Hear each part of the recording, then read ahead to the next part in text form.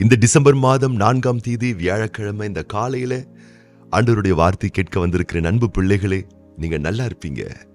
உங்கள் வீடு, உங்கள் உள்ளம், உங்கள் இல்லம், உங்களுடைய குடும்பம், உங்களுடைய பிள்ளைகள், உங்களுடைய நல்வாழ்வு சுகித்திருக்க மனதார இந்த காலையில நாங்க உங்களை வாழ்த்துறோம். Happy morning. மகிழ்ச்சியான சந்தோஷமான காலை துவக்கம் ஏற்படுத்தப்பட்டிருக்கிறது. இந்த நாள் உங்களுக்கு இன்பமான நாளா, இனிமையான நாளாய் அமைந்தறல நாங்க உங்களை பிளஸ் பண்றோம், வாழ்த்துறோம். இந்த நாளை ஜெபத்தோடு துவக்குங்கள் கர்த்தருடைய பிள்ளைகளே. கவலையோடு துவக்காதீர்கள். இன்னைக்கு சில வேலைகள் இருக்கலாம், வெளியே போக வேண்டிய காரியங்கள் இருக்கலாம், நீங்கள் செய்து முடிக்க வேண்டிய பல கடமைகள் உங்களுக்கு இருக்கலாம். என்ன பண்றது, ஏது செய்யறதுன்னு சொல்லி குழம்பி தவிக்காம, எதிர்மறையான எண்ணங்களுக்கு முக்கியத்துவம் கொடுக்காம ஊக்கமா ஜெபித்து காரியத்தை துவக்குங்க. ஒருவேளை அது தோல்வியாய் போவது போல் தெரிந்தாலும் நான் சொல்லுகிறேன், இறுதியில் உங்கள் காரியம் ஜெயமா இருக்கும். ஆகவே எந்த ஒரு துவக்கமும், எந்த ஒரு காரியத்தை துவக்கும் போதும் ஜெபத்தோடு அதை செய்யுங்க.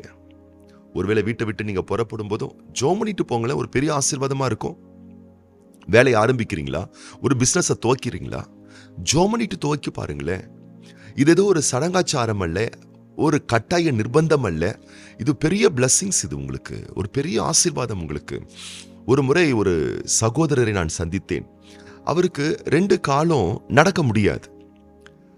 அவரு சொன்னாரு, ஒரு முறை எனக்கு காசு தேவைப்பட்டுச்சு, நான் ஏடிஎம்க்கு போயிட்டு என்னால் காசு எடுக்க முடியல. அதனால குறிப்பிட்ட ஒரு நபரை கூப்பிட்டு என்னுடைய ஏடிஎம் கார்டு அவர் கையில் கொடுத்து, அந்த ஏடிஎம்னுடைய பின்னை அவர் கையில் சொல்லி, நீங்கள் ஏடிஎம்க்கு போயிட்டு எனக்கு ஒரு 2000 rupees எடுத்துட்டு கொண்டு வந்து என்கிட்ட கொடுங்க அப்படின்னு அவர்கிட்ட சொன்னேன். வாங்கினவர் போயிருக்காரு, ஆள் திரும்பி வரவே இல்லை. ஆனால் அவருடைய மொபைல் ஃபோன்ல இருந்து மெசேஜ் வருது, 2000 rupees எடுத்திருக்காங்க.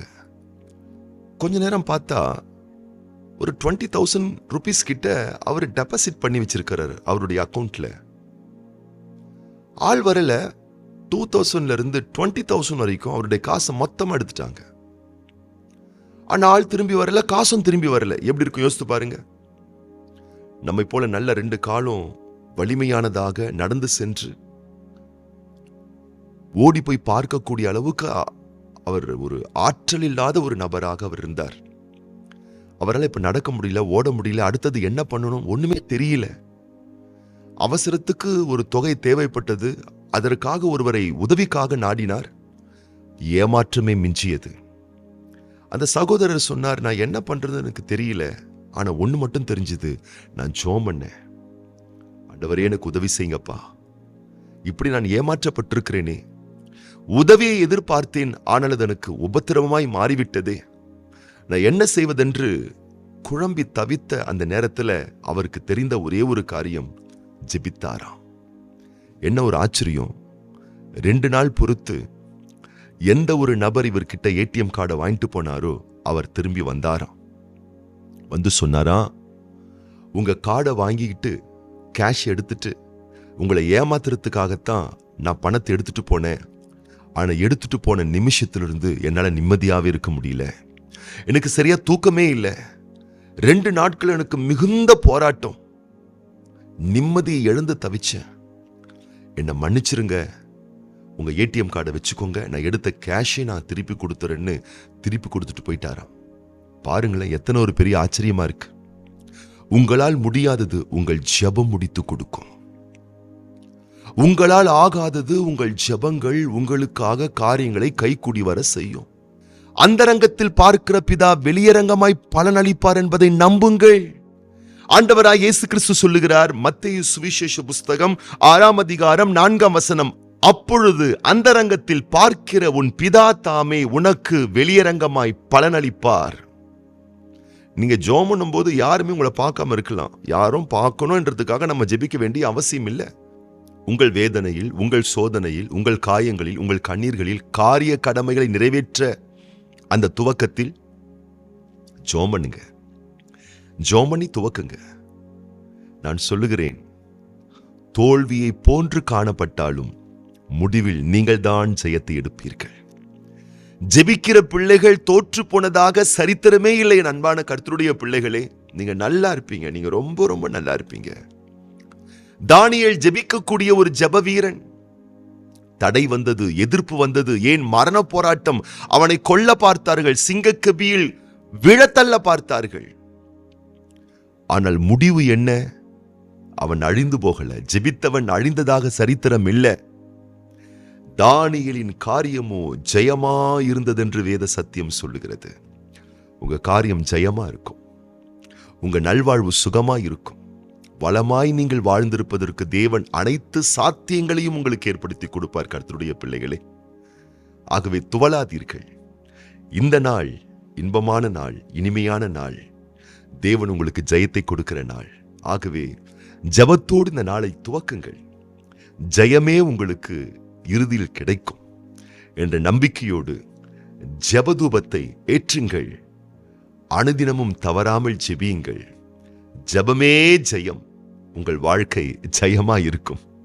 அந்தரங்கத்தில் பார்க்கிற பிதா வெளியரங்கமா, பிரம்மாண்டமா, கம்பீரமா 4 கண்கள் உங்களை கண்டு பிரமிக்கக்கூடிய மகத்தான சாட்சியாய் ஆண்டவர் உங்கள் வாழ்வை அலங்கரிப்பார், ஆசீர்வதிப்பார். நீங்க நல்லா இருப்பீங்க. நீங்க ரொம்ப ரொம்ப நல்லா இருப்பீங்க.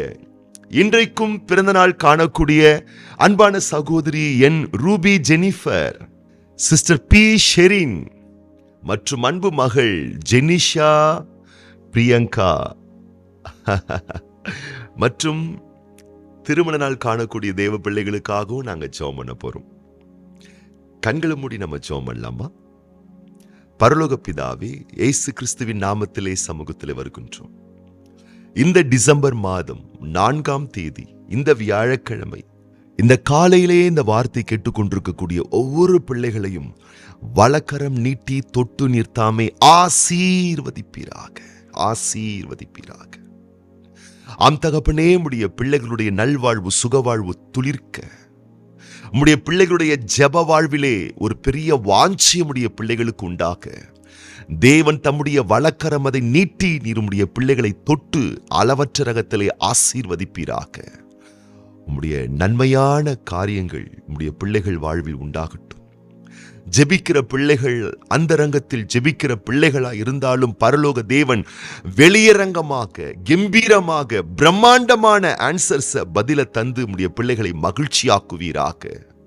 சோர்வோடு சோகத்தோடு நாட்களை, காரியங்களை துவக்காதபடிக்கு ஜெபத்தோடு காரியங்களை துவக்குவதற்கு ஏதுவான ஆவிக்குரிய மனக்கண்களை திறந்தருள்வீராக. இந்த நாளிலும் பிறந்த நாட்கள், திருமண ஆண்டுகள் காண்கின்ற பிள்ளைகளுக்காக நாங்கள் ஜெபிக்கின்றோம்.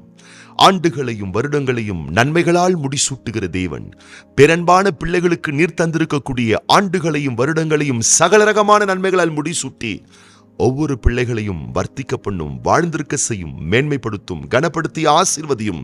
பாக்கியமும் நன்மையும் உண்டாக மனதார உம்முடைய பிள்ளைகளை ஆசீர்வதித்து ஆண்டவர் இயேசு கிறிஸ்துவின் ஆசீர்வதிக்கப்பட்ட நாமத்தினாலே ஜெபிக்கிறோம் எங்கள் நல்ல பிதாவே, ஆமீன். இந்த வார்த்தை உங்களுக்கு பயனுள்ளதா இருக்குமேயானால், இந்த வார்த்தை நீங்கள் மாத்திரம் கேட்டுவிட்டு சென்று விடாதபடிக்கு இந்த வீடியோ லிங்கை உங்களுடைய அன்பர்கள், நண்பர்கள், அறிந்தவர்கள், அறிமுகமானவர்களுக்கும் ஷேர் பண்ணுங்க. இதுவரைக்கும் நம்முடைய சேனலை நீங்க சப்ஸ்கிரைப் பண்ணாம நீங்க இருந்தீங்கன்னா சப்ஸ்கிரைப் பண்ணுங்க. பெல் ஐக்கானையும் பிரஸ் பண்ணி நீங்க வச்சுக்கோங்க. ஒவ்வொரு நாளும் தவறாமல், மறவாமல் இந்த வார்த்தையை கேட்டு எங்களோடு ஜெபித்து ஒவ்வொரு நாளையும் துவக்குங்கள். பெரிய மாற்றத்தை பார்ப்பீங்க. நீங்க ரொம்ப ரொம்ப நல்லா இருப்பீங்க.